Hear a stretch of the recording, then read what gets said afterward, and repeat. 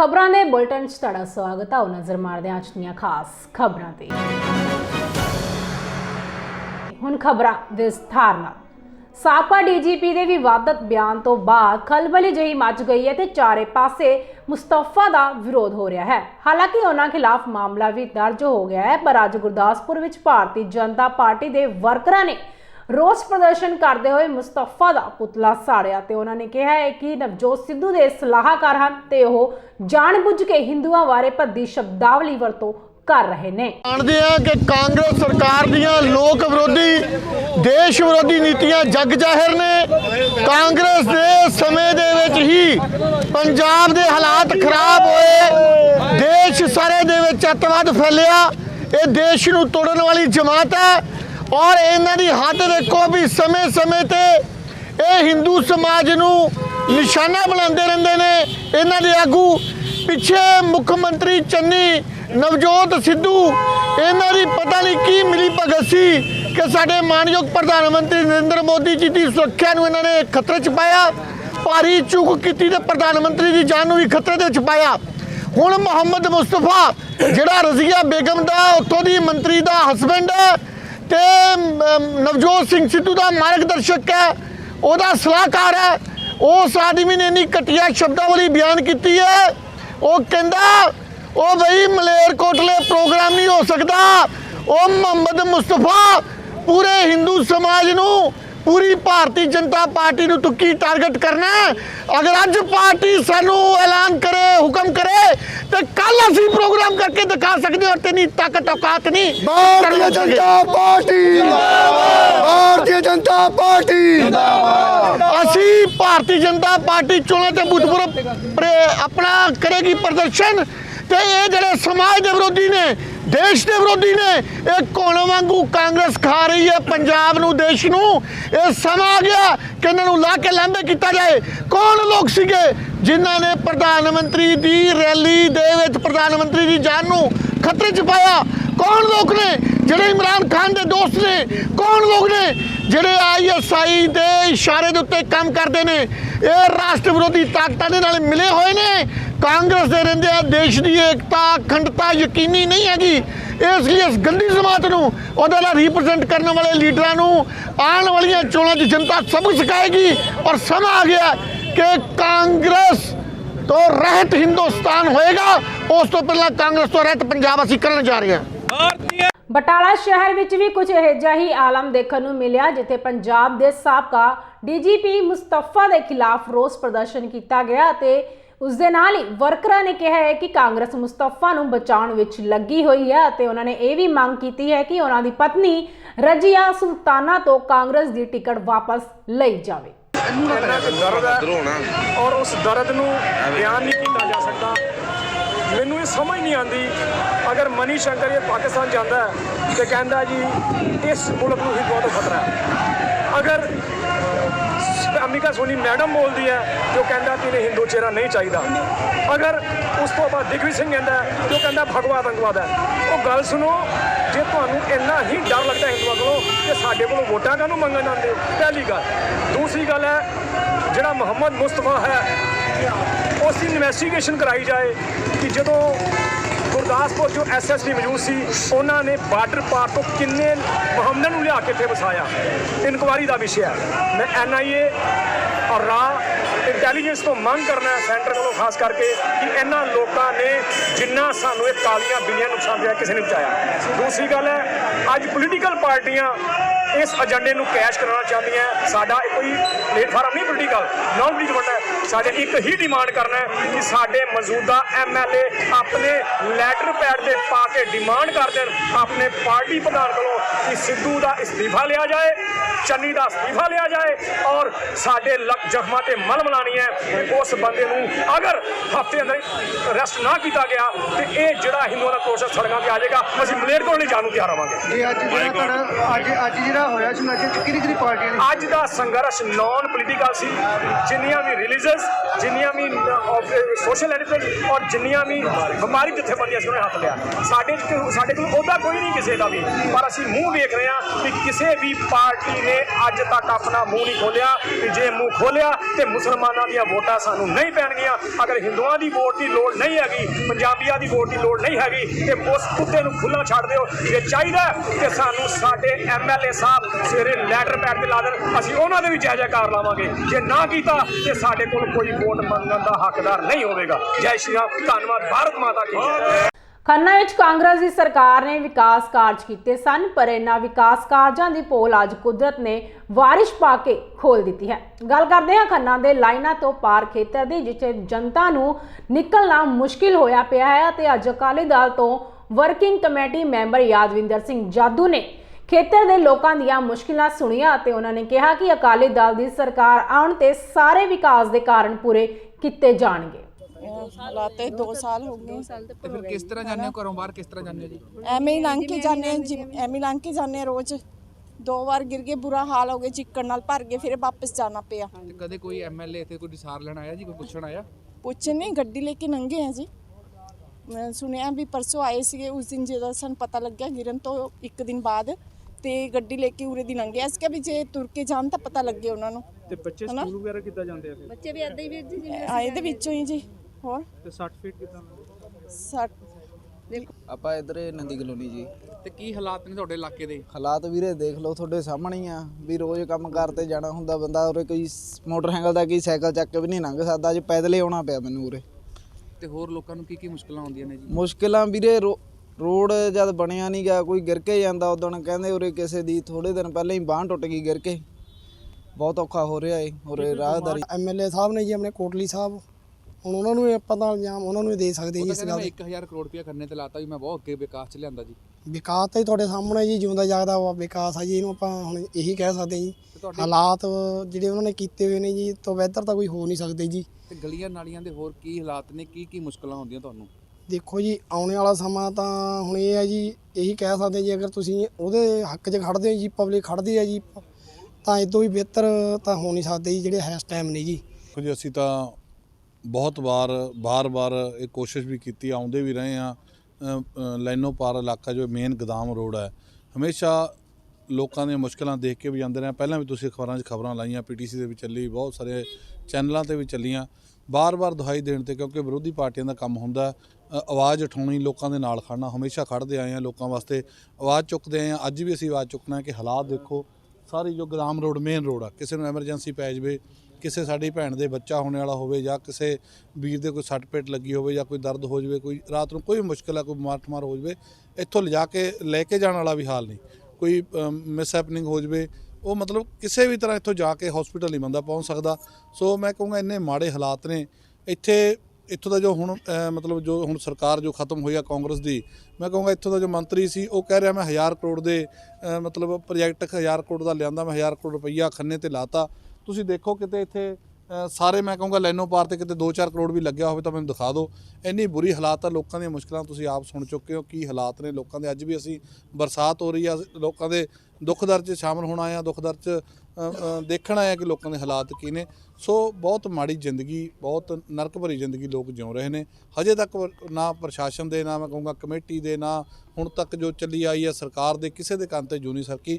ਸੋ ਬਾਰ ਇਹ ਬੇਨਤੀਆਂ ਕਰਦੇ ਹਾਂ ਕਿ ਲੋਕੋ ਜਾਗੋ, ਤੁਸੀਂ ਹੁਣ ਤਾਂ ਜਾਗੋ, ਆਪਣੇ ਅਸਲੀ ਵੋਟ ਦੀ ਕੀਮਤ ਨੂੰ ਪਛਾਣੋ, ਉਸ ਇਨਸਾਨ ਨੂੰ ਬਣਾਓ ਜਿਹੜਾ ਤੁਹਾਡੀ ਦੁੱਖ ਦਰਦ ਸਮਝ ਸਕੇ, ਤੁਹਾਡੀ ਸਾਰ ਲੈ ਸਕੇ। ਸੋ ਬਾਰ ਅਸੀਂ ਤਾਂ ਇਹ ਕਹਿ ਰਹੇ ਹਾਂ ਕਿ ਜਿੰਨਾ ਵੀ ਵਿਕਾਸ ਅੱਜ ਤੱਕ ਹੋਇਆ ਸ਼੍ਰੋਮਣੀ ਅਕਾਲੀ ਦਲ ਦੀ ਸਰਕਾਰ ਨੇ ਕੀਤਾ, ਹੁਣ ਵੀ ਅਸੀਂ ਵਾਅਦਾ ਵੀ ਕਰਦੇ ਹਾਂ ਆਪਣੀ ਸੰਗਤ ਨਾਲ, ਕਿ ਆਪਣੀ ਖੰਨੇ ਦੀ ਸਮੁੱਚੀ ਸੰਗਤ ਨਾਲ ਵਾਅਦਾ ਕਰਦੇ ਹਾਂ ਕਿ ਤੁਸੀਂ ਇੱਕ ਮੌਕਾ ਦਿਓ ਸ਼੍ਰੋਮਣੀ ਅਕਾਲੀ ਦਲ ਨੂੰ, ਸ਼੍ਰੋਮਣੀ ਅਕਾਲੀ ਦਲ ਤੇ ਬਹੁਜਨ ਸਮਾਜ ਪਾਰਟੀ ਨੂੰ, ਕਿ ਅਸੀਂ ਆਉਣ ਵਾਲੇ ਸਮੇਂ 'ਚ ਵੱਧ ਤੋਂ ਵੱਧ ਵਿਕਾਸ ਕਰਕੇ ਦਿਖਾਈਏ। ਇਹ ਰਸਤੇ ਜੋ ਖਰਾਬ ਨੇ, ਜੋ ਟੁੱਟੀਆਂ ਸੜਕਾਂ ਨੇ, ਜੋ ਤੁਹਾਡੇ ਨਾਲ ਚੋਰ ਬਜ਼ਾਰੀ ਹੋਈ ਆ, ਜੋ ਰਿਸ਼ਵਤਖੋਰੀ ਹੋਈ ਆ, ਜਾਂ ਤੁਹਾਡੇ ਪੈਸੇ ਜੋ ਫੰਡ ਲੁੱਟੇ ਗਏ ਨੇ, ਉਹਦਾ ਜੇ ਸਹੀ ਹਿਸਾਬ ਕਿਤਾਬ ਲੈਣਾ ਤਾਂ ਆਉਣ ਵਾਲੇ ਸਮੇਂ 'ਚ ਜ਼ਰੂਰ ਸ਼੍ਰੋਮਣੀ ਅਕਾਲੀ ਦਲ ਦੀ ਸਰਕਾਰ ਚੁਣੋ।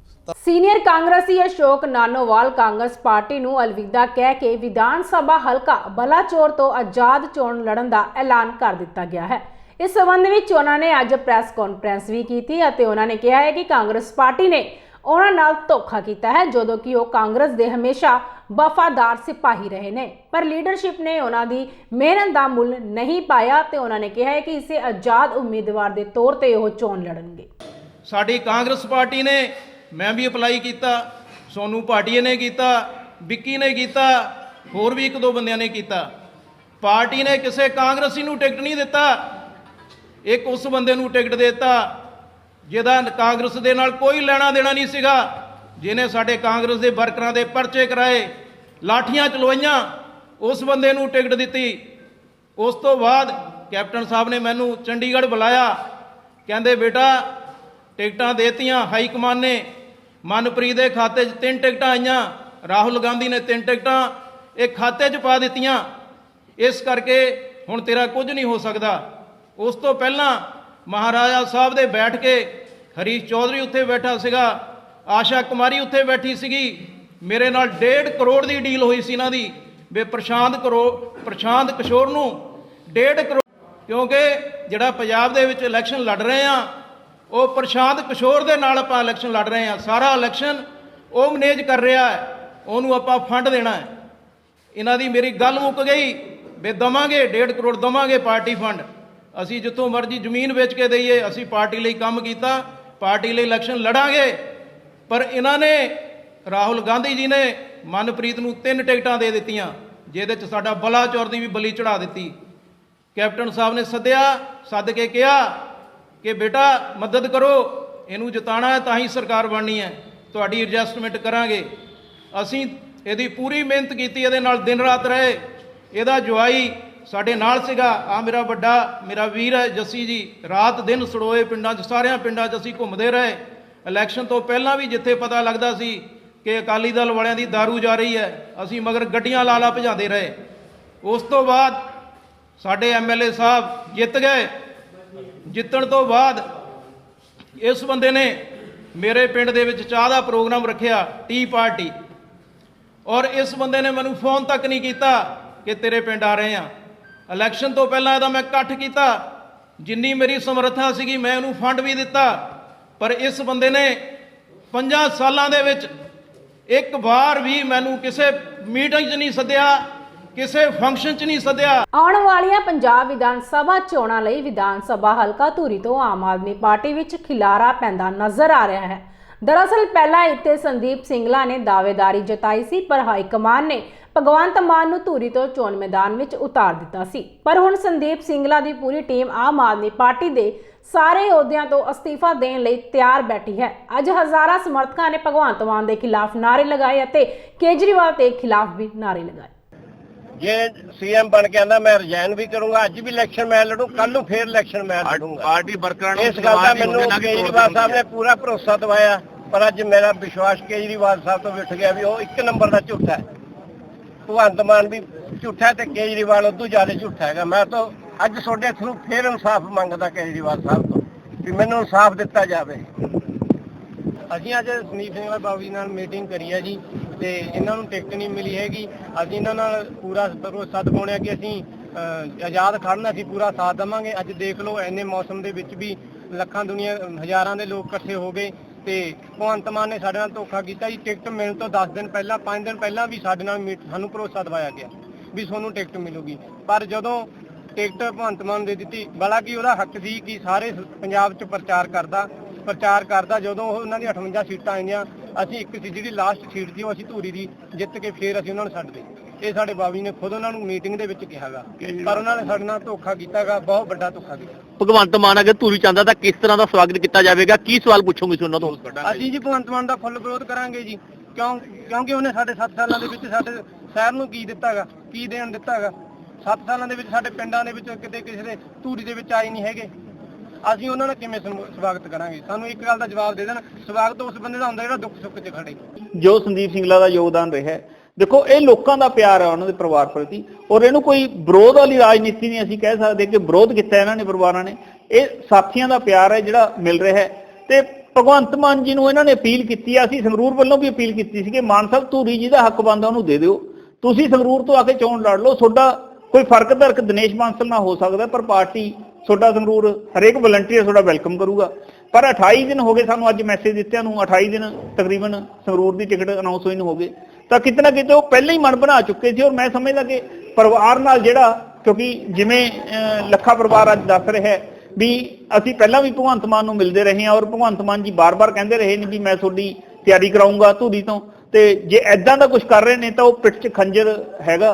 ਤੇ ਭਗਵੰਤ ਮਾਨ ਨੂੰ ਮੈਂ ਤੁਹਾਡੇ ਜਰੀਏ ਇੱਕ ਅਪੀਲ ਕਰਦਾ ਕਿ ਸੰਗਰੂਰ ਤੋਂ ਮਾਨ ਸਾਹਿਬ ਚੋਣ ਲੜ ਲਓ, ਨਾ ਹੱਕ ਖੋ ਕਿਸੇ ਦਾ, ਕਿਸੇ ਦੀ ਬਦਦੁਆ ਲੱਗ ਜਾਂਦੀ ਹੁੰਦੀ ਹੈ। ਤੇ ਸੰਗਰੂਰ ਤੋਂ ਚੋਣ ਲੜ ਲਓ, ਚਾਹੇ ਇੱਕ ਦਿਨ ਸੰਗਰੂਰ ਨਾ ਆ ਕੇ ਖੜੀਓ, ਤੁਹਾਨੂੰ 20,000 ਤੋਂ ਉੱਤੇ ਦੀ ਲੀਡ ਨਾਲ ਸੰਗਰੂਰ ਜਿੱਤ ਕੇ ਦੇਵਾਂਗੇ। ਇਹ ਸਾਡਾ ਤੁਹਾਡੇ ਨਾਲ ਵਚਨ ਹੈ। ਬਹੁਤ ਅਫਸੋਸ ਆ, ਸਾਡਾ ਸੰਦੀਪ ਸਿੰਗਲਾ ਛੋਟਾ ਭਰਾ ਜੋ ਪਾਰਟੀ ਦਾ ਜੁਝਾਰੂ ਸਾਥੀ ਰਿਹਾ ਹੈਗਾ ਤੇ ਉਹਦੀ ਐਕਸੀਡੈਂਟ ਦੇ ਵਿੱਚ ਮੌਤ ਹੋਣ ਤੋਂ ਬਾਅਦ ਭਗਵੰਤ ਮਾਨ ਇੱਕ ਦਿਨ ਵੀ ਉਹਨਾਂ ਦੇ ਘਰੇ ਨਹੀਂ ਆਏ। ਫਿਰ ਵੀ ਸੰਦੀਪ ਸਿੰਗਲਾ ਦੇ ਪਰਿਵਾਰ ਨੇ ਉਹਨਾਂ ਦੇ ਨਾਲ ਬਹੁਤ ਵਾਰ ਸੰਪਰਕ ਕੀਤਾ ਤੇ ਉਹਨਾਂ ਨੇ ਸੰਦੀਪ ਸਿੰਗਲਾ ਦੀ ਜਿਹੜੀ ਦਿਲੀ ਇੱਛਾ ਸੀ ਉਹ ਪੂਰੀ ਕਰਨ ਦੀ ਇਹਨਾਂ ਨੇ ਰਿਕੁਐਸਟ ਕੀਤੀ।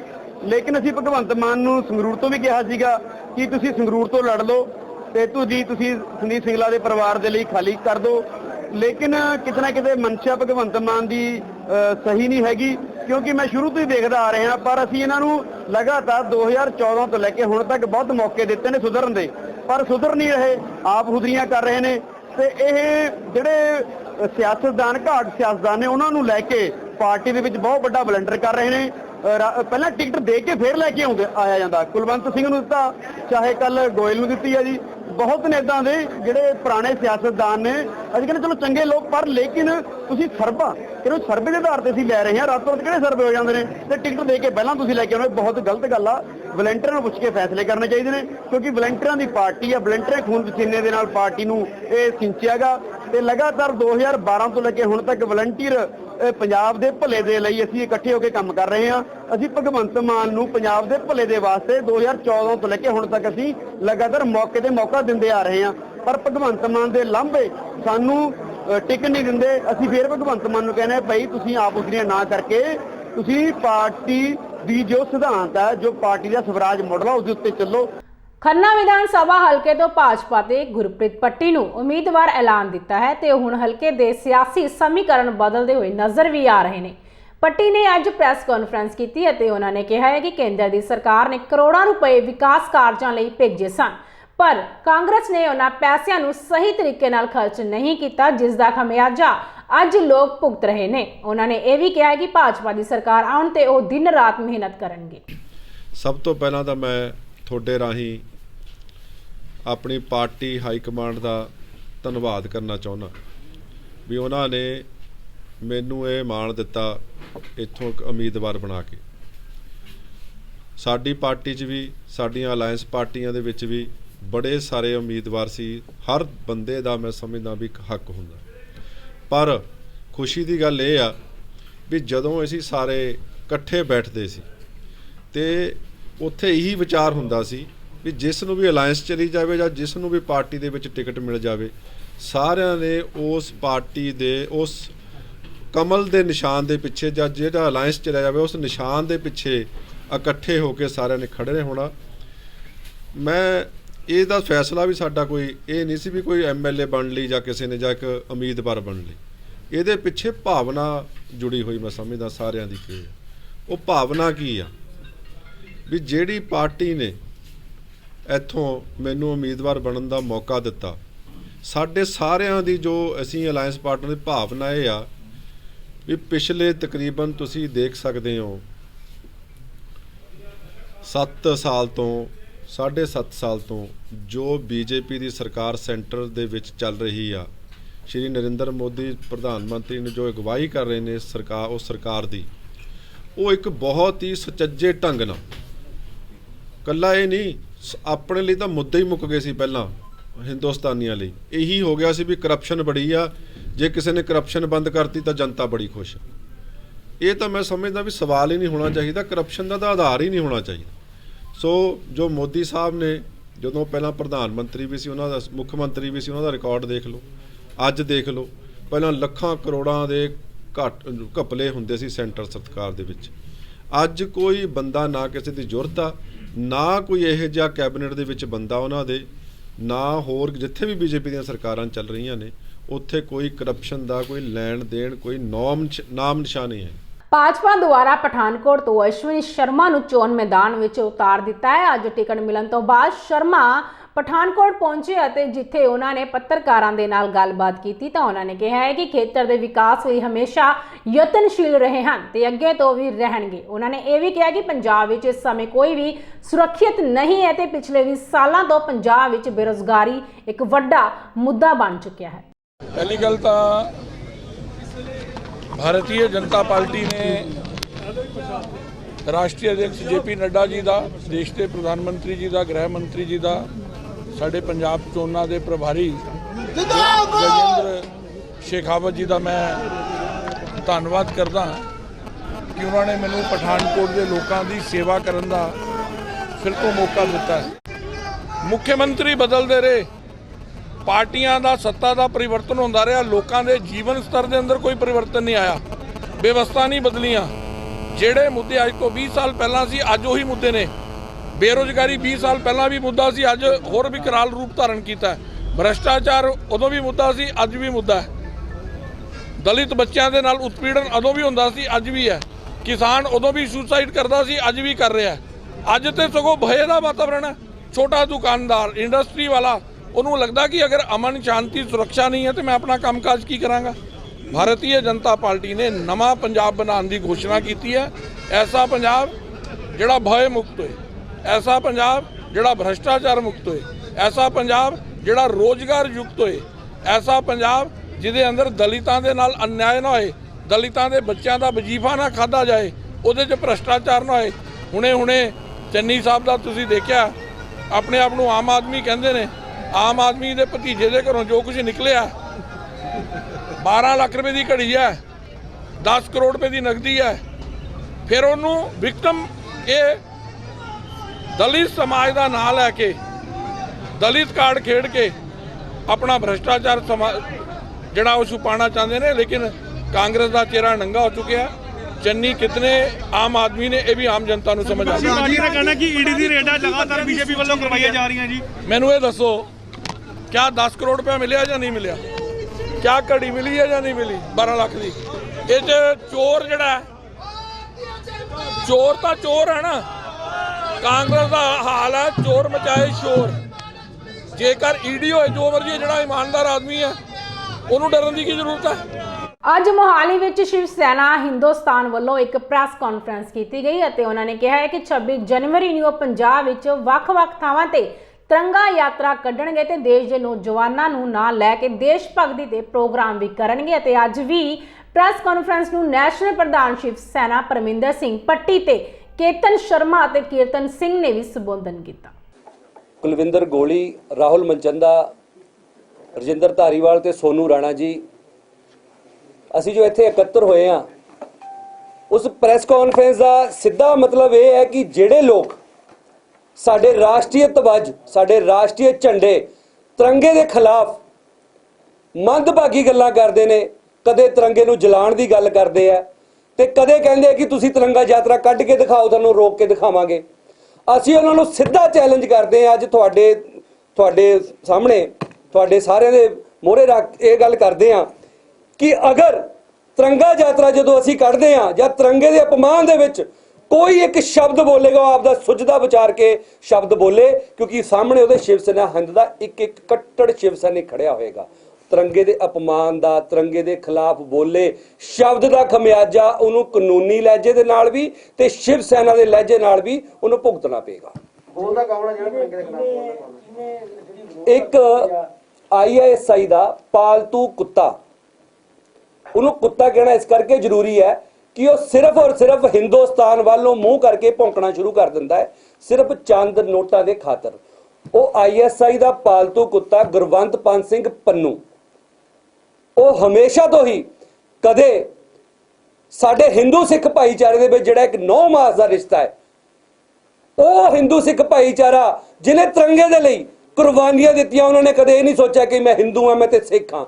ਉਹ ਕੇਸਰੀ ਰੰਗ ਜਿਹੜਾ ਤਿਰੰਗੇ ਦੇ ਉੱਤੇ ਸਭ ਤੋਂ ਉੱਪਰ ਬਲੀਦਾਨ ਦਾ ਰੰਗ ਹੈ, ਸਾਡੇ ਹਿੰਦੂ ਸਿੱਖ ਭਾਈਚਾਰਕ ਸਾਂਝਵਾਲ ਦਾ ਰੰਗ ਹੈ, ਉਹਨੂੰ ਵੀ ਚੈਲੰਜ ਕਰਦਾ ਹੈ, ਉਹਨੂੰ ਵੀ ਦੋ ਫਾੜ ਕਰਨ ਦੀ ਕੋਸ਼ਿਸ਼ ਕਰਦਾ ਹੈ। ਉਹ ਗੁਰਵੰਤ ਪੰਤ ਸਿੰਘ ਪੰਨੂ ਤੇ ਉਹਦੇ ਨਾਲ ਬੈਠੇ ਹੋਏ ਪੰਜਾਬ ਦੇ ਵਿੱਚ, ਸਾਡੇ ਹਿੰਦੁਸਤਾਨ ਦੇ ਵਿੱਚ ਬੈਠੇ ਚੰਦ ਗੱਦਾਰ ਕੁੱਤੇ, ਉਹਨਾਂ ਨੂੰ ਸਿੱਧਾ ਚੈਲੰਜ ਹੈ। ਮੁੱਖ ਮੰਤਰੀ ਦਾ ਚਿਹਰਾ ਐਲਾਨਣ ਤੋਂ ਬਾਅਦ ਅੱਜ ਭਗਵੰਤ ਮਾਨ ਸ਼੍ਰੀ ਦਰਬਾਰ ਸਾਹਿਬ ਨਤਮਸਤਕ ਹੋਣ ਲਈ ਆਏ ਅਤੇ ਜਿੱਥੇ ਉਹਨਾਂ ਨੇ ਪ੍ਰਮਾਤਮਾ ਦਾ ਸ਼ੁਕਰਾਨਾ ਵੀ ਕੀਤਾ ਤੇ ਗੁਰੂ ਘਰ ਤੋਂ ਆਸ਼ੀਰਵਾਦ ਲਿਆ। ਉਹਨਾਂ ਨੇ ਕਿਹਾ ਹੈ ਕਿ ਪੰਜਾਬ ਦੇ ਬਹੁਤ ਮੁੱਦੇ ਹਨ ਜਿਨ੍ਹਾਂ ਨੂੰ ਪੂਰਾ ਕਰ ਲਿਆ ਜਾਵੇਗਾ ਤੇ ਪੰਜਾਬ ਦੇ ਪਾਣੀਆਂ ਨੂੰ ਪੰਜਾਬ ਵਿੱਚ ਹੀ ਰਹਿਣ ਦਿੱਤਾ ਜਾਵੇਗਾ। ਭਗਵੰਤ ਮਾਨ ਨੇ ਇਹ ਵੀ ਕਿਹਾ ਕਿ ਪੰਜਾਬ ਦੇ ਲੋਕੀ ਬਦਲਾਵ ਦਾ ਮਨ ਬਣਾ ਕੇ ਬੈਠੇ ਨੇ ਤੇ ਇਸ ਵਾਰ ਆਮ ਆਦਮੀ ਪਾਰਟੀ ਦੀ ਹੀ ਸਰਕਾਰ ਬਣਾਉਣਗੇ। जो जिम्मेदारी जो विश्वास पंजाब के लोगों ने पार्टी ने अरविंद केजरीवाल जी ने मेरे च प्रगट किया है, मैं वो विश्वास से पूरा उतरन लई मैं अज दरबार साहब आया नतमस्तक होण आशीर्वाद लैन कि परमात्मा जिस लड़ाई नूं असीं लड़ रहे हैं पंजाब नूं दुबारे पंजाब बनाउण दी उहदे विच उस लड़ाई च सानूं समर्थ बख्शे बल बख्शे अंग अंग सहाई होवे। सो यही अरदास कीती है कि पंजाब दे भले की अरदास की है, खुशहाल पंजाब सानू आने वाले दिनों देखने को मिले, यही अरदास की है ते गुरुआं तो आशीर्वाद लिया। चरणजीत चन्नी ने तुहानू चैलेंज किया कि चमकौर साहब दे विच मान साहब मेरे अगेंस्ट आके लड़न। चरणजीत चन्नी साहब को शायद ये नहीं पता कि वो रिजर्व सीट है। मैं उन्होंने कहना वो आ जान धूरी आ जान वेलकम। मैं रिजर्व सीट चमकौर साहब तो किवें लड़ सकदा, ना ही केजरीवाल साहब लड़ सकते। जो उन्होंने मेरे नाल लड़न का शौक है, चाह है, कोई गल नहीं, डेमोक्रेसी है, तो धूरी आउण ते आपां देख लांगे। मान साहब पार्टी ने बदलाव की गल की पर 32 दागी कैंडिडेट ने नहीं जी, देखो आपां कई जड़े जलंधर की गल करी, अमृतसर की गल नहीं कोई ऐसा का सबूत नहीं है, कोई ऐसा की गल नहीं, कोई ऐसा का केस नहीं। आपां दरबार साहब सामने खड़े हैं, आपां राजनीति गल्लां करदे फेर कर। मान साहब किस तरह का रिस्पांस मिल रहा है बहुत वधिया, किस तरह के लोगों का प्यार मिल रहा है मान साहब? बहुत ज्यादा लोगों को ये लग रहा है कि साडा मुंडा है, ये साडा भाई है, साडा पुੱਤ है, साडा कोई भी नहीं है पंजाब वो कांग्रेस अपनी दिल्ली के वजूद देख ले, इधर ज्यादा इंफॉर्मेशन भी जीरो बीच भी जबरदस्त कुछ कहने का हक नहीं। ਸੱਚਖੰਡ ਸ਼੍ਰੀ ਦਰਬਾਰ ਸਾਹਿਬ 'ਚ ਲੱਖਾਂ ਦੀ ਗਿਣਤੀ 'ਚ ਸ਼ਰਧਾਲੂ ਨਤਮਸਤਕ ਹੋਣ ਲਈ ਪਹੁੰਚੇ ਹਨ। ਉੱਥੇ ਹੀ ਕਈ ਸ਼ਰਧਾਲੂਆਂ ਨੂੰ ਇੱਥੇ ਲੋਕ ਆਪਣੀ ਠੱਗੀ ਦਾ ਸ਼ਿਕਾਰ ਬਣਾਉਂਦੇ ਹਨ। ਉੱਥੇ ਹੀ ਅੱਜ ਇੱਕ ਇਸ ਤਰ੍ਹਾਂ ਦਾ ਮਾਮਲਾ ਸਾਹਮਣੇ ਆਇਆ ਹੈ ਜਿੱਥੇ ਇੱਕ ਵਿਅਕਤੀ ਵੱਲੋਂ 150 ਰੁਪਏ ਦੇ ਵਿੱਚ ਸਿਰ ਤੇ ਪੱਗ ਬੰਨ੍ਹ ਕੇ ਕਿਰਾਏ ਤੇ ਦਿੱਤੀ ਜਾਂਦੀ ਸੀ, ਜਿਸ ਨੂੰ ਵੇਖਦੇ ਹੋਏ ਸਿੱਖ ਜਥੇਬੰਦੀਆਂ ਵੱਲੋਂ ਉਸ ਦੁਕਾਨ ਤੇ ਪਹੁੰਚ ਕੇ ਉਸ ਦੁਕਾਨਦਾਰ ਦਾ ਵਿਰੋਧ ਕੀਤਾ ਗਿਆ। ਇੱਥੇ ਜ਼ਿਕਰਯੋਗ ਇਹ ਹੈ ਕਿ ਬੀਤੇ ਦਿਨੀ ਸੱਚਖੰਡ ਸ਼੍ਰੀ ਦਰਬਾਰ ਸਾਹਿਬ 'ਚ ਵਾਪਰੀ ਮੰਦਭਾਗੀ ਘਟਨਾ ਤੋਂ ਬਾਅਦ ਸਿੱਖ ਜਥੇਬੰਦੀਆਂ ਵੱਲੋਂ ਲਗਾਤਾਰ ਹੀ ਗਲਤ ਅਨਸਰਾਂ ਦੇ ਉੱਤੇ ਨਜ਼ਰ ਰੱਖੀ ਗਈ ਹੈ। ਉੱਤੇ ਹੀ ਬੀਤੇ ਦਿਨ ਇੱਕ ਨਿੱਜੀ ਅਖਬਾਰ ਵਿੱਚ ਖਬਰ ਲੱਗੀ ਸੀ ਕਿ ਇੱਕ ਸਾਬਤ ਸੂਰਤ ਵਿਅਕਤੀ ਵੱਲੋਂ ਸੱਚਖੰਡ ਸ਼੍ਰੀ ਦਰਬਾਰ ਸਾਹਿਬ ਦੇ ਨਜ਼ਦੀਕ ਕਿਰਾਏ ਤੇ ਪੱਗ ਦਿੱਤੀ ਜਾਂਦੀ ਹੈ, ਜਿਸ ਦਾ ਪਤਾ ਲੱਗਣ ਤੋਂ ਬਾਅਦ ਸਿੱਖ ਜਥੇਬੰਦੀਆਂ ਵੱਲੋਂ ਮੌਕੇ ਤੇ ਪਹੁੰਚ ਕੇ ਉਸ ਵਿਅਕਤੀ ਦੇ ਖਿਲਾਫ ਜੰਮ ਕੇ ਪੜਾਸ ਕੱਢੀ ਗਈ। ਨਾਮ ਕੀ ਤੁਹਾਡਾ? ਮੇਰਾ ਨਾਮ ਵਾਹਿਗੁਰੂ ਸਿੰਘ ਹੈ। ਦੁਕਾਨ ਕੀ ਹੈ? ਦੁਕਾਨ ਕੀ ਨਾਮ ਦਾ? ਦੁਕਾਨ ਦਾ ਨਾਮ? ਮੈਂ ਹੱਥ ਜੋੜ ਕੇ ਬੇਨਤੀ, ਅੱਗੋਂ ਤੋਂ ਨਹੀਂ ਭਾਜੀ ਬਣਦਾ। ਚਲੋ ਕੋਈ ਗੱਲ ਨਹੀਂ, ਇੱਕ ਦੱਸੋ ਤੁਸੀਂ ਵੀ ਕਾਰਨ ਕਿਉਂ, ਆਪਾਂ ਕਿੰਨੇ ਪੈਸੇ ਲੈਂਦੇ ਸੀ ਪੱਗ ਬੰਨ੍ਹਣ ਦੇ? ਸਿਰਫ 50 ਰੁਪਏ ਲਈਦੀ ਸੀ ਜੀ ਬਣਾਈ ਦੇ, ਅੱਗੋਂ ਤੋਂ ਨਹੀਂ ਬਣਾਂਗੇ ਜੀ। ਤੇ ਕਿੰਨੀ ਦੇਰ ਤੋਂ ਕਰਦੇ ਪਏ ਸੀ ਆ? ਇਹ ਸਾਨੂੰ ਸਾਰਾ ਮਹੀਨਾ ਕੁ ਹੋਇਆ ਜੀ। ਤੇ ਹੋਰ ਕਿੰਨੀਆਂ ਦੁਕਾਨਾਂ ਇੱਥੇ? ਇੱਥੇ 2-3 ਦੁਕਾਨਾਂ ਅੱਗੇ ਹੈਗੀਆਂ, ਮੈਂ ਅੱਗੋਂ ਅੱਜ ਤੋਂ ਬਾਅਦ ਬੰਦ ਕਰ। ਭਾਜੀ ਲੱਗਦਾ ਵੈਸੇ ਕਿ ਕਰਨਾ ਚਾਹੀਦਾ ਨਹੀਂ, ਕਿਉਂਕਿ ਕੁਰਬਾਨੀਆਂ ਦਿੱਤੀਆਂ ਸਿੱਖਾਂ ਬਾਬਾ ਨੇ, ਜੀ, ਬੜੀਆਂ ਸ਼ਹਾਦਤਾਂ ਹੋਈਆਂ ਸਿੱਖਾਂ ਸੱਤ ਦੀਆਂ, ਤੇ ਹੁਣ ਬੱਚਿਆਂ- ਕਿਰਾਏ ਤੇ ਮਿਲਣ ਲੱਗ ਪਣਗੀਆਂ। ਬਾਬਾ ਜੀ ਹੁਣ ਬੰਦ ਕਰ ਦਿੱਤੀ ਜੀ, ਹੁਣ ਅੱਗੋਂ ਤੋਂ ਨਹੀਂ ਬਣਾਂਗੇ ਜੀ। ਕਿੰਨੇ ਚਿਰ ਤੋਂ ਕੰਮ ਕਰ ਰਹੇ ਹੋ ਤੁਸੀਂ? 1 ਮਹੀਨਾ ਹੋ ਗਿਆ। ਕੌਣ ਇੱਥੇ ਪਹੁੰਚੇ ਨੇ? ਕਿੰਨੇ ਪੈਸੇ ਬੰਦ ਕਰਾਉਣ ਵਾਸਤੇ ਕੌਣ ਆਇਆ ਇੱਥੇ? ਹਾਂਜੀ, ਕੌਣ ਆਇਆ ਤੁਹਾਡੇ ਬੰਦ ਕਰਾਉਣ ਵਾਸਤੇ? ਤੇ ਨਿਹੰਗ ਸਿੰਘ ਆਏ ਨੇ? ਇਹ ਬਾਬਾ ਜੀ ਤੁਸੀਂ ਆਪ ਹੀ ਆਏ ਹੋ। ਨਿਹੰਗ ਇਹ ਨਿਹੰਗ ਸਿੰਘ ਆਇਆ ਸੀ ਲੈ ਕੇ ਬੰਦੇ ਨੂੰ, ਇਹੋ ਹੀ ਵੀ ਇਹਨਾਂ ਨੂੰ ਪੱਗ ਬੰਨ੍ਹਣੀ ਆ, ਮੈਂ ਅੱਗੋਂ ਤੋਂ ਨਹੀਂ ਬੰਨਾ। ਕਿੰਨੇ ਪੈਸੇ ਲੈਂਦੇ ਪੱਗ ਬੰਨ੍ਹਣ ਦੇ? ਸਿਰਫ 50 ਰੁਪਏ ਜੀ। ਵਾਹਿਗੁਰੂ ਜੀ ਕੀ ਫਤਿਹ ਜੀ। ਦਾਸ ਪਰਮਜੀਤ ਸਿੰਘ ਅਕਾਲੀ, ਮੇਰੇ ਨਾਲ ਭਾਈ ਜਤਿੰਦਰ ਸਿੰਘ ਜੀ, ਭਾਈ ਹਰਜੋਤ ਸਿੰਘ ਇੱਥੇ ਅਸੀਂ ਪਹੁੰਚੇ ਆ। ਸਾਨੂੰ ਅੱਜ ਪਤਾ ਲੱਗਾ ਸੀਗਾ ਕਿ ਅਖਬਾਰ 'ਚ ਖਬਰ ਲੱਗੀ ਸੀ ਕਿ ਸੱਚਖੰਡ ਸ੍ਰੀ ਦਰਬਾਰ ਸਾਹਿਬ ਦੇ ਕੋਲ ਦੁਕਾਨਾਂ ਵਾਲੇ ਜਿਹੜੇ ਨੇ ਉਹ ਪੱਗਾਂ ਕਿਰਾਏ ਦਿੰਦੇ ਨੇ। ਕਿਰਾਏ ਤੋਂ ਭਾਵ ਪੱਗ ਕਿਸੇ ਨੇ ਆਉਣਾ ਉਹਨੂੰ ਪੱਗ ਬੰਨ੍ਹ ਦਿੰਦੇ ਨੇ, ਪੱਗ ਦਾ ਕਿਰਾਇਆ ਲੈਂਦੇ ਨੇ, ਪੱਗ ਬੰਨ੍ਹਣ ਦੇ ਪੈਸੇ ਲੈਂਦੇ ਨੇ, ਪੱਗ ਦੀ ਸਿਕਿਉਰਿਟੀ ਲੈਂਦੇ ਨੇ। ਬਾਅਦ ਦੇ ਵਿੱਚ ਕੋਈ ਵੀ ਬੰਦਾ ਉਹ ਪੱਗ ਵਾਪਸ ਕਰਕੇ ਸਿਕਿਉਰਿਟੀ ਵਾਪਸ ਲੈ ਕੇ ਜਾਊਗਾ ਤੇ ਕਿਰਾਇਆ ਦੇ ਕੇ ਜਾਊਗਾ। ਕਿੱਡੀ ਲਾਹਨਤ ਦੀ ਗੱਲ ਆ ਕਿ ਤੁਸੀਂ ਕਿਰਾਏ ਤੇ ਪੱਗਾਂ ਵਿੱਚ ਚੱਲਣ ਲੱਗੇ ਹੋ। ਜੇ ਤੁਹਾਡੇ ਮਨ 'ਚ ਇੰਨਾ ਸ਼ੌਂਕ ਆ ਤੁਸੀਂ ਸੇਵਾ ਕਰ ਲਓ। ਦੂਸਰੀ ਗੱਲ, ਕੋਈ ਵੀ ਬੰਦਾ ਸ਼ਰਾਰਤੀ ਅਨਸਰ ਹੋ ਸਕਦਾ, ਜਿਹੜਾ ਦਸਤਾਰ ਸਿਰ ਜਾਊਗਾ ਉਹ ਸੱਚਖੰਡ ਜਾਊਗਾ, ਕੁਝ ਵੀ ਕਰ ਸਕਦਾ। ਪੱਗ ਵਾਲੇ ਬੰਦੇ ਕੋਈ ਸ਼ੱਕ ਥੋੜੀ ਕਰੂਗਾ, ਦਸਤਾਰ ਧਾਰੀ ਲੱਗੂਗਾ ਤਾਂ। ਸੋ ਇਹ ਅੱਜ ਸਾਨੂੰ ਪਤਾ ਲੱਗਾ ਸੀਗਾ, ਅਸੀਂ ਦੁਕਾਨਾਂ ਤੇ ਰੇਡ ਕੀਤੀ ਹੈ, ਲਾਈਵ ਇਹਨਾਂ ਨੂੰ ਫੜਿਆ ਵਾ। ਇੱਕ ਵਾਰੀ ਪਿਆਰ ਨਾਲ ਬੇਨਤੀ ਕਰਤੀ ਆ, ਇਸ ਤੋਂ ਬਾਅਦ ਕੋਈ ਬੇਨਤੀ ਨਹੀਂ ਹੋਊਗੀ। ਤੁਹਾਡੇ ਰਾਹੀਂ ਇਹ ਸਾਰੀਆਂ ਦੁਕਾਨਾਂ ਤੇ ਮੈਸੇਜ ਪਹੁੰਚ ਜਾਣਾ, ਬੰਦੇ ਦੇ ਪੁੱਤ ਬਣ ਜਾਣਗੇ ਤਾਂ ਠੀਕ ਆ, ਨਹੀਂ ਤੇ ਬਣਾਵਾਂਗੇ ਬਾਅਦ ਦੇ ਵਿੱਚ। ਪੰਜਾਬ ਮਾਡਲ ਦਾ ਹਵਾਲਾ ਦੇ ਕੇ ਸੂਬੇ ਅੰਦਰ ਮੁੱਖ ਮੰਤਰੀ ਵਜੋਂ ਪੇਸ਼ ਆਉਣ ਦੀ ਰਫ਼ਤਾਰ 'ਚ ਸ਼ਾਮਲ ਨਵਜੋਤ ਸਿੰਘ ਸਿੱਧੂ ਦਾ ਕਰੀਬੀ ਕੈਪਟਨ ਅਮਰਿੰਦਰ ਸਿੰਘ ਦੇ ਨਾਲ ਜਾ ਰਲਿਆ। ਅਕਸਰ ਖੰਨਾ ਅਤੇ ਆਲੇ ਦੁਆਲੇ ਦੇ ਦੌਰੇ ਦੌਰਾਨ ਸਿੱਧੂ ਦੇ ਨਾਲ ਦੇਖੇ ਜਾਂਦੇ ਅਤੇ ਸਿੱਧੂ ਦੀ ਕੋਠੀ 'ਚ ਵੀ ਆਮ ਆਦਮੀ ਦੇ ਤੌਰ ਤੇ ਆਉਣ ਜਾਣ ਵਾਲੇ ਆਲ ਇੰਡੀਆ ਜਾਟ ਮਹਾਸਭਾ ਦੇ ਸੂਬਾ ਮੀਤ ਪ੍ਰਧਾਨ ਅਤੇ ਖੰਨਾ ਦੇ ਕਾਰੋਬਾਰੀ ਅਮਰਿੰਦਰ ਸਿੰਘ ਮਿੱਦੀ ਨੇ ਸਿਸਵਾ ਫਾਰਮ ਜਾ ਕੇ ਪੰਜਾਬ ਲੋਕ ਕਾਂਗਰਸ 'ਚ ਸ਼ਾਮਲ ਹੋਣ ਦਾ ਐਲਾਨ ਕੀਤਾ ਹੈ। ਉਹਨਾਂ ਨੇ ਕਿਹਾ ਕਿ ਉਹਨਾਂ ਦਾ ਇੱਕੋ ਸੁਪਨਾ ਹੈ ਕਾਂਗਰਸ ਮੁਕਤ ਪੰਜਾਬ ਅਤੇ ਖੰਨਾ ਦਾ ਪਿਛਲੇ ਲੰਬੇ ਸਮੇਂ ਤੋਂ ਰੁਕਿਆ ਹੋਇਆ ਹੈ ਵਿਕਾਸ। ਅਤੇ ਉੱਥੇ ਹੀ ਇਹ ਨਵਜੋਤ ਸਿੱਧੂ ਨੂੰ ਇਮਾਨਦਾਰ ਆਦਮੀ ਦੱਸਦੇ ਹੋਏ ਉਹਨਾਂ ਨੇ ਕਿਹਾ ਹੈ ਕਿ ਸਿੱਧੂ ਦੀ ਕਾਂਗਰਸ 'ਚ ਕੋਈ ਵੀ ਵਾਰ ਨਹੀਂ ਚੱਲ ਰਹੀ। ਹਾਂਜੀ ਅਮਰਿੰਦਰ ਜੀ, ਪੰਜਾਬ ਲੋਕ ਕਾਂਗਰਸ ਸ਼ਾਮਲ ਹੋਏ ਹੋ, ਕੀ ਕਾਰਨ ਰਿਹਾ ਕਿ ਜਿਹੜਾ ਕੈਪਟਨ ਦੇ ਨਾਲ ਜਾਣਾ ਪਿਆ? ਕੈਪਟਨ ਸਾਹਿਬ ਦੇ ਨਾਲ ਜਾਣਾ ਜੀ, ਦੇਖੋ ਪਹਿਲਾਂ ਤਾਂ ਸਭ ਤੋਂ ਪਹਿਲਾਂ ਸਾਡੇ ਉਹ ਜਾਟ ਮਹਾਸਭਾ ਦੇ ਇੰਡੀਆ ਦੇ ਪ੍ਰਧਾਨ ਨੇ ਤੇ ਮੈਂ ਪੰਜਾਬ ਤੋਂ ਵਾਈਸ ਪ੍ਰੈਜ਼ੀਡੈਂਟ ਹਾਂ ਜਾਟ ਮਹਾਸਭਾ ਦਾ। ਤੇ ਦੂਜੀ ਗੱਲ ਜਿਹੜੀ ਸਾਡੇ ਖੰਨੇ ਦੇ ਵਿੱਚ ਲੁੱਟ ਹੋਈ ਆ, ਸਭ ਤੋਂ ਵੱਡੀ ਲੁੱਟ ਕਿੱਥੇ ਹੋਈ ਆ? ਦਾਣਾ ਮੰਡੀ ਦੇ ਵਿੱਚ ਆੜਤੀਆਂ ਦੀ ਜਿਹੜੀ ਲੁੱਟ ਹੋਈ ਆ ਢੋਆ ਢਵਾਈ ਦੇ ਵਿੱਚ। ਪਿਛਲੇ 6 ਮਹੀਨਿਆਂ ਦਾ ਤੁਸੀਂ ਕਿਸੇ ਵੀ ਆੜਤੀਏ ਕੋਲ ਜਾਓ, ਕਿਸੇ ਵੀ ਮਜ਼ਦੂਰ ਦੇ ਕੋਲ ਜਾਓ, ਉਹਨੂੰ ਪੁੱਛੋ ਵੀ ਕਿੰਨਾ ਕੁ ਨੁਕਸਾਨ ਹੋਇਆ। ਮੈਂ ਕਹਿੰਦਾ ਗਲ 'ਚ ਅੰਗੂਠਾ ਦੇ ਕੇ ਇੱਥੋਂ ਪੈਸਾ ਲੁੱਟਿਆ ਗਿਆ। ਕਿਹਨਾਂ ਨੇ ਲੁੱਟਿਆ? ਕਿਹੜੇ ਅਫਸਰ ਨੇ ਜਿਹੜੇ ਉਹਨਾਂ ਦੀ ਮਦਦ ਕਰ ਰਹੇ ਸੀ? ਉਹ ਸਾਰੀਆਂ ਚੀਜ਼ਾਂ ਦਾ ਇੱਥੋਂ ਪਰਦਾ ਚੱਕਿਆ ਜਾਣਾ ਚਾਹੀਦਾ ਵੀ ਕੌਣ ਇੱਥੇ ਧੋਖਾਧੜੀ ਕਰ ਰਿਹਾ।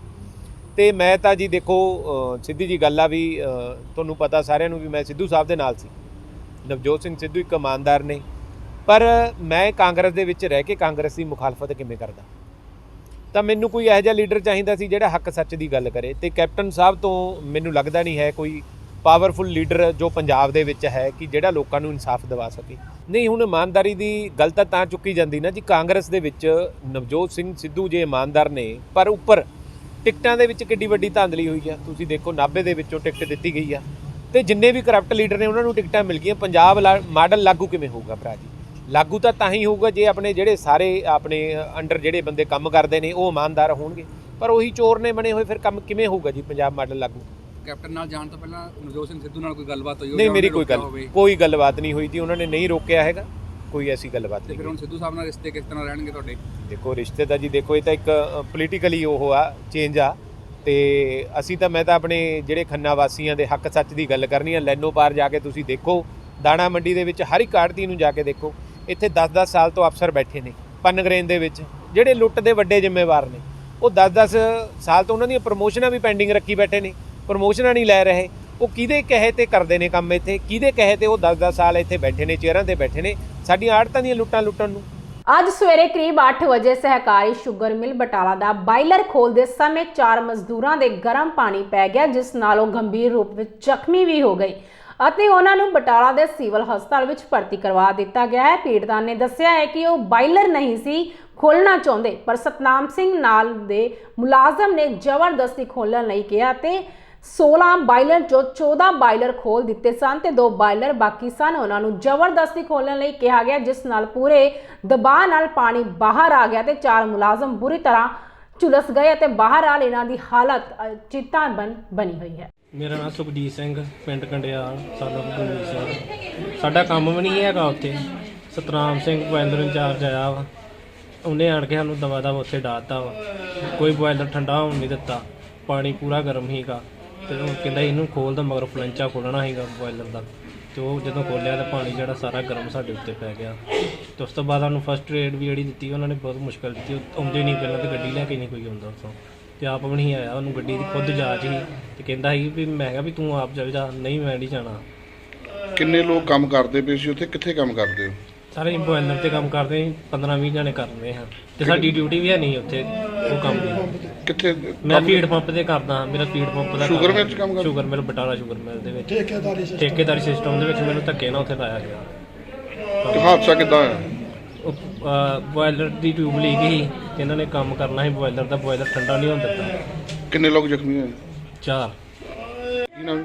ਮੇਰਾ ਨਾਮ ਸਲੋਰ ਲਾ। ਦੱਸੋ ਕੀ ਹੋਇਆ? ਉਹ ਤੇ ਪਿੱਛੇ ਹੈਡ ਹੋਈ ਤੇ ਉਹਦਾ ਨਾਟ ਗਿਆ ਪਰ ਉਹਨੇ इंचार्ज ने बाहर नदी खोल दी सतनाम सिंह वो खोलने चो पानी बड़ा गर्म आ गया तो ऊपर पै गया तो मैं PH रिकार्डर वा पानी चेक कर दे मेरी ड्यूटी ठेकेदारी से काम कर दे किन्ने कुछ जख्मी होए 4 आदमी किन्ने छड़ गए ਲੱਤਾਂ ਵਾ ਤੇ ਕਿਸੇ ਦਾ ਢਿੱਡ ਵਾ ਸਾਥੀ ਆ ਮੂੰਹ ਵੀ ਕਈਆਂ ਦੇ ਸੜੇ। 1.5-2 ਸਾਲ ਪਹਿਲਾਂ ਮੋਗਾ ਜ਼ਿਲ੍ਹੇ ਦਾ ਇੱਕ ਨੌਜਵਾਨ ਦੁਬਈ ਵਿੱਚ ਪੈਸੇ ਕਮਾਉਣ ਲਈ ਗਿਆ ਹੋਇਆ ਸੀ ਤੇ ਉੱਥੇ ਉਹ ਤੇਲ ਦਾ ਟੈਂਕਰ ਚਲਾਉਂਦਾ ਸੀ ਪਰੰਤੂ ਉੱਥੇ ਧਮਾਕਾ ਹੋਣ ਨਾਲ ਉਸ ਦੀ ਮੌਕੇ ਤੇ ਹੀ ਮੌਤ ਹੋ ਗਈ। ਉਸ ਦੀ ਮੌਤ ਦੀ ਖਬਰ ਸੁਣਦੇ ਹੀ ਪਿੰਡ ਵਿੱਚ ਮਾਤਮ ਦਾ ਮਾਹੌਲ ਛਾ ਗਿਆ। ਇੱਧਰ ਪਰਿਵਾਰ ਦਾ ਰੋ ਰੋ ਕੇ ਬੁਰਾ ਹਾਲ ਹੈ। ਸਾਰੇ ਬਹੁਤ ਹੀ ਜ਼ਿਆਦਾ ਮੰਦਭਾਗੀ ਘਟਨਾ ਸੀਗੀ। 3 ਲੜਕੇ ਸੀਗੇ ਜਿਹੜੇ ਜਿਨ੍ਹਾਂ ਦੇ ਉੱਥੇ ਮੌਤ ਹੋਈ ਆ ਆਬੂ ਧਾਬੀ ਵਿੱਚ ਤੇ ਇੱਕ ਬੰਬ ਫਟਿਆ ਸੀਗਾ ਉੱਥੇ ਜਿਹਦੇ ਕਾਰਨ ਉਹ 2 ਇੰਡੀਅਨ ਸੀਗੇ ਇੱਕ ਪਾਕਿਸਤਾਨ ਦਾ ਲੜਕਾ ਸੀਗਾ ਜਿਨ੍ਹਾਂ ਦੀ ਫੌਤ ਹੋ ਚੁੱਕੇ ਨੇ ਤੇ ਉਹਨਾਂ ਦੀ ਜਿਹੜੀ ਡੈੱਡ ਬੋਡੀ ਹੈ ਬਾਈ 에ਅਰਪੋਰਟ ਅੰਮ੍ਰਿਤਸਰ ਲਿਆਂਦੀ ਗਈ ਸੀ 10 ਵਜੇ ਇੱਥੇ ਫਲਾਈਟ ਆਈ ਸੀ ਤੇ ਜੋ ਉੱਥੋਂ ਦੇ ਪ੍ਰਸ਼ਾਸਨ ਨੇ ਬਹੁਤ ਵਧੀਆ ਸਾਥ ਦਿੱਤਾ ਸਾਡਾ ਨਾਲ ਇਹ ਡੈੱਡ ਬੋਡੀਆਂ ਲਿਆਉਣ ਵਿੱਚ ਤੇ ਲਾਉਣ ਵਿੱਚ ਸਾਰਾ ਪ੍ਰਸ਼ਾਸਨ ਉੱਥੇ ਨਾਲ ਸੀ ਸਾਡੇ ਅੰਮ੍ਰਿਤਸਰ ਦਾ ਵੀ ਤੇ ਅਸੀਂ ਵੀ ਉੱਥੇ ਪਹੁੰਚੇ ਸੀ। ਪਰਿਵਾਰ ਦੀ ਆਰਥਿਕ ਅੰਮ੍ਰਿਤਪਾਲ ਕੌਰ ਜੀ ਤੁਹਾਡੇ ਪਤੀ ਦੀ ਮੌਤ ਹੋਈ ਹੈ ਬੜੀ ਦੁਖਦਾਈ ਘਟਨਾ ਹੈਗੀ ਹੈ ਕਦੋਂ ਦੇ ਗਏ ਹੋਏ ਸੀਗੇ ਇਹਨਾਂ ਨੂੰ 14-15 ਸਾਲ ਹੋ ਗਏ ਗਿਆ ਨੂੰ ਛੁੱਟੀ ਆਉਂਦੇ ਹੁੰਦੇ ਸੀ ਬਸ ਤੁਹਾਡੇ ਨਾਲ ਆਖਰੀ ਵਾਰ ਕਦੋਂ ਗੱਲ ਹੋਈ ਸੀ ਭੈਣ ਜੀ ਮੇਰੇ ਨਾਲ ਤਾਂ ਕੋਈ ਨਹੀਂ ਪਰਸੋਂ ਦੇ ਫੋਨ ਹੀ ਨਹੀਂ ਚੱਕਦੇ ਪਏ ਜੀ ਬੰਬ ਕਹਿੰਦੇ ਡਿੱਗਿਆ ਜੀ ਸਾਨੂੰ ਕੋਈ ਪਤਾ ਨਹੀਂ ਹੋਰ ਗੱਲ ਦਾ ਕਿਹੜੀ ਜਗ੍ਹਾ ਤੇ ਗਿਆ ਸੀ ਬੇਟਾ ਆਬੂ ਧਾਬੀ ਜੀ ਗਿਆ ਸੀ। ਕਿੰਨੇ ਚਿਰ ਦਾ ਗਿਆ ਸੀ ਉਹਨੂੰ ਹੋ ਗਏ 8-7 ਸਾਲ ਗਏ ਨੂੰ। ਤੁਹਾਡੀ ਗੱਲ ਕਦੋਂ ਹੋਈ ਸੀ ਫੋਨ ਤੇ ਉਹਨਾਂ ਨੂੰ ਜੀ ਸਾਲ ਸਾਰਾ ਹੋ ਗਿਆ ਮੇਰੇ ਨਾਲ ਗੱਲ ਨਹੀਂ ਹੋਈ। ਬਹੁਤ ਹੀ ਮਿਲਣਸਾਰ ਸੀਗਾ ਹਰੇਕ ਨੂੰ ਹੱਸ ਕੇ ਮਿਲਦਾ ਸੀ ਬੱਚਿਆਂ ਦੀ ਤਰ੍ਹਾਂ ਸਿਆਣਿਆਂ ਦੀ ਤਰ੍ਹਾਂ ਬਹੁਤ ਜ਼ਿਆਦਾ ਮਿਹਨਤ ਕਰਨ ਦੇ ਵਿੱਚ ਵਿਸ਼ਵਾਸ ਰੱਖਦਾ ਸੀ। ਇੱਥੇ ਵੀ ਕਦੇ ਜਿੰਨਾ ਚਿਰ ਰਿਹਾ ਵਿਹਲਾ ਨਹੀਂ ਰਿਹਾ ਘਰਦਿਆਂ ਨੂੰ ਕਦੇ ਕੋਈ ਕਮੀ ਨਹੀਂ ਆਉਣ ਦਿੱਤੀ। ਘਰਦਿਆਂ ਨੇ ਵੀ ਚਲੋ ਚਾਵਾਂ ਨਾਲ ਇੱਧਰੋਂ ਉੱਧਰੋਂ ਕਰਕੇ ਪੈਸੇ ਚਾਹੁੰਦਾ ਸੀ ਵੀ ਮੈਂ ਵੀ ਬਾਹਰ ਜਾਵਾਂ ਮਿਹਨਤ ਕਰਾਂ ਦੇਖਦਾ ਸੀ ਵੀ ਕੋਈ ਕਿੱਦਾਂ ਤਰੱਕੀ ਕਰਦਾ ਮੈਂ ਵੀ ਤਰੱਕੀ ਕਰਨੀ ਹੈ ਮੈਂ ਵੀ ਜਾਣਾ। ਲੇਬਰ ਦੇ ਵਿੱਚ ਇੱਥੋਂ ਗਿਆ ਜਾ ਕੇ ਮੈਸ ਦੇ ਵਿੱਚ ਕੰਮ ਕੀਤਾ ਹੌਲੀ ਦੋਸਤਾਂ ਮਿੱਤਰਾਂ ਨੇ ਇਕੱਠੇ ਹੋ ਕੇ ਹੈਲਪ ਕੀਤੀ ਕੁਛ ਇੱਧਰੋਂ ਗਈ ਲਾਇਸੈਂਸ ਬਣਾ ਕੇ ਕਦੇ ਕਿਸੇ ਟਰਾਂਸਪੋਰਟ 'ਚ ਧੱਕੇ ਖਾਦੇ ਕਦੇ ਕਿਸੇ ਕੰਪਨੀ 'ਚ ਚਲੋ ਹੌਲੀ ਹੁਣ ਉੱਥੇ ਦੀ ਕੋਈ ਵਧੀਆ ਦੱਸਦੇ ਕੰਪਨੀ ਐਟਨੋਕ ਦੱਸਦਾ ਹੁੰਦਾ ਸੀ ਜਿਹੜੀ ਤੇਲ ਦੇ ਕੰਮ ਕਰਦੀ ਆ ਤਾਂ ਉਹਦੇ ਵਿੱਚ ਕੰਮ ਕਰਦਾ ਹੁੰਦਾ ਸੀਗਾ ਤੇ ਹੁਣੇ ਥੋੜ੍ਹਾ ਚਿਰ ਹੋਇਆ ਸੀ ਉਹਦੇ ਵਿੱਚ ਕੰਮ ਕਰਦਿਆਂ ਨੂੰ ਤਾਂ ਅਸੀਂ ਕੁਛ ਘਰ ਦੇ ਹਾਲਾਤ ਲਾਈਨ ਦੇ ਉੱਤੇ ਆਉਣ ਲੱਗੇ ਸੀ ਜੋ ਕਰਜ਼ਾ ਵਗੈਰਾ ਇੱਧਰੋਂ ਉੱਧਰੋਂ ਫੜਿਆ ਸੀ ਦੋਸਤਾਂ ਮਿੱਤਰਾਂ ਤੋਂ ਕੁਛ ਘਰਦਿਆਂ ਦੀ ਕੁਝ ਭੈਣਾਂ ਭਰਾਵਾਂ ਦੀ ਜ਼ਿੰਮੇਵਾਰੀ ਸੀ ਉਹ ਸਾਰਾ ਕੁਛ ਉਹੀ ਦੇਖਦਾ ਸੀ। ਇਹਨਾਂ ਦਾ ਬੁਢਾਪੇ ਦਾ ਸਹਾਰਾ ਵੀ ਉਹੀ ਸੀਗਾ ਸਾਰੇ ਘਰ ਦਾ ਭਾਰ ਉਹਨੇ ਚੱਕਿਆ ਹੋਇਆ ਸੀ। ਰੂਸ ਅਤੇ ਯੂਕਰੇਨ ਵਿਚਾਲੇ ਵਾਧੇ ਤਣਾਅ ਅਤੇ ਜੰਗ ਦੀ ਸਥਿਤੀ ਦੇ ਮੱਦੇਨਜ਼ਰ ਅਮਰੀਕੀ ਵਿਦੇਸ਼ ਵਿਭਾਗ ਨੇ ਦੋਵਾਂ ਦੇਸ਼ਾਂ ਵਿੱਚ ਅਮਰੀਕੀ ਦੂਤਾਵਾਸਾਂ ਨੂੰ ਯੋਗ ਪਰਿਵਾਰਾਂ ਨੂੰ ਦੇਸ਼ ਛੱਡਣ ਦਾ ਹੁਕਮ ਦਿੱਤਾ ਹੈ। USA ਸਟੇਟ ਡਿਪਾਰਟਮੈਂਟ ਨੇ ਕਿਹਾ ਹੈ ਕਿ ਰੂਸੀ ਫੌਜੀ ਕਾਰਵਾਈ ਦੀ ਲਗਾਤਾਰ ਧਮਕੀ ਨੇ ਯੂਕਰੇਨ ਅਤੇ ਰੂਸ ਵਿੱਚ ਅਮਰੀਕੀ ਦੂਤਾਵਾਸਾਂ ਤੋਂ ਯੋਗ ਪਰਿਵਾਰਾਂ ਨੂੰ ਵਾਪਸ ਲੈਣ ਦਾ ਹੁਕਮ ਦਿੱਤਾ ਹੈ। ਅੰਮ੍ਰਿਤਸਰ ਦੇ ਬੱਸ ਸਟੈਂਡ ਦੇ ਉੱਪਰ ਅੱਜ ਗੁੰਡਾਗਰਦੀ ਦਾ ਨੰਗਾ ਨਾਚ ਦੇਖਣ ਨੂੰ ਮਿਲਿਆ ਜਦੋਂ ਸਰਕਾਰੀ ਬੱਸ ਡਰਾਈਵਰ ਤੇ ਨਿੱਜੀ ਬੱਸ ਡਰਾਈਵਰ ਨੇ ਹਮਲਾ ਕਰ ਦਿੱਤਾ। ਡਰਾਈਵਰ ਦਾ ਪੱਗ ਤੱਕ ਉਤਾਰ ਦਿੱਤੀ ਗਈ। ਇਸ ਘਟਨਾ ਦਾ ਇੱਕ ਵੀਡੀਓ ਵੀ ਵਾਇਰਲ ਹੋ ਚੁੱਕਿਆ ਹੈ। ਇਸ ਘਟਨਾ ਤੋਂ ਬਾਅਦ ਸਰਕਾਰੀ ਬੱਸ ਮੁਲਾਜ਼ਮਾਂ ਨੇ ਸਖਤ ਕਾਰਵਾਈ ਦੀ ਮੰਗ ਕੀਤੀ ਹੈ। ਬਹਰਾਲ ਪੁਲਿਸ ਸ਼ਿਕਾਇਤ ਦੇ ਆਧਾਰ ਤੇ ਮਾਮਲੇ ਦੀ ਜਾਂਚ ਕਰ ਰਹੀ ਹੈ। ਮੇਰਾ ਨਾਮ ਜਗਮੇਲ ਸਿੰਘ ਹੈ ਜੀ ਮੈਂ ਪੰਜਾਬ ਰੋਡਵੇਜ਼ ਅੰਮ੍ਰਿਤਸਰ 1 ਨੰਬਰ 'ਚ ਕਨੈਕਟਰ ਹਾਂ ਜੀ। ਕੀ ਹੋਇਆ ਪੂਰਾ ਮਾਮਲਾ ਮਾਮਲਾ ਇਦਾਂ ਹੈ ਜੀ ਇਹ ਪੱਟੀ ਡਿਪੂ ਦੀ ਗੱਡੀ ਸੀ ਚੰਡੀਗੜ੍ਹ ਇਹਨਾਂ ਜਾਣਾ ਸੀ ਇਹਨਾਂ 8 ਨੰਬਰ ਕਾਊਂਟਰ ਤੇ ਆਪਣੀ ਗੱਡੀ ਲਾ ਕੇ ਤੇ ਸਵਾਰੀਆਂ ਬਿਠਾ ਰਹੇ ਸੀ। ਉਹ 9 ਨੰਬਰ ਕਾਊਂਟਰ ਦੇ ਉੱਤੇ ਕਾਲੋਂ ਟਰਾਂਸਪੋਰਟ ਦੀ ਗੱਡੀ ਲੱਗੀ ਸੀ ਉਹਨਾਂ ਦਾ ਹੱਕ ਰਿਹਾ ਲਖਵਿੰਦਰ ਸਿੰਘ ਲੱਖਾ ਉਹ ਇਹਨਾਂ ਦੀ ਬੱਸ 'ਚੋਂ ਸਵਾਰੀਆਂ ਉਤਾਰਨ ਗਿਆ ਤੇ ਰੋਡਵੇਜ਼ ਦੇ ਡਰਾਈਵਰ ਨੂੰ ਮਨਾ ਕੀਤਾ ਵੀ ਇਹ ਕੰਮ ਤੂੰ ਨਾ ਕਰ ਸਰਕਾਰੀ ਬੱਸ 'ਚੋਂ ਸਵਾਰੀਆਂ ਨਾ ਉਤਾਰ। ਉਲਟਾ ਉਹ ਇਹਦੇ ਗਲ ਪੈ ਗਿਆ ਤੇ ਥੱਪੜ ਮਾਰਿਆ ਨਾਲੇ ਮੇਰੇ ਉਸ ਵੀਰ ਦੀ ਪੱਗ ਉਤਾਰ ਦਿੱਤੀ ਗਈ ਤੇ ਉਲਟਾ 3-4 ਬੰਦੇ ਲੈ ਕੇ ਹੋਰ ਧਮਕਾਉਣ ਲੱਗ ਪਿਆ। ਉਸ ਤੋਂ ਬਾਅਦ ਕਨੈਕਟਰ ਦੇ ਨਾਲ ਵੀ ਧੱਕਾ ਮੁੱਕੀ ਕਰਕੇ ਉਹਦੀ ਪੱਗ ਤਾਰਤੀ ਤੇ ਪਿਸਤੌਲ ਕੱਢ ਕੇ ਉਹਨੂੰ ਗੋਲੀ ਮਾਰਨ ਦੀ ਨੀਤ ਨਾਲ ਇਹਨੇ ਪਿਸਤੌਲ ਉਹਦੇ ਵੱਲ ਤਾਣਿਆ। ਮੈਂ ਰੱਬੀ ਕੋਲ ਖਲੋਤਾ ਹੋਣ ਕਰਕੇ ਮੈਂ ਹੱਥ ਮਾਰਿਆ ਉਹਦੇ ਹੱਥ ਤੇ ਉਹਦਾ ਪਿਸਤੌਲ ਥੱਲੇੜੇ ਪਿਆ ਤੇ ਚਲੋ ਬਚਾਅ ਹੋ ਗਿਆ।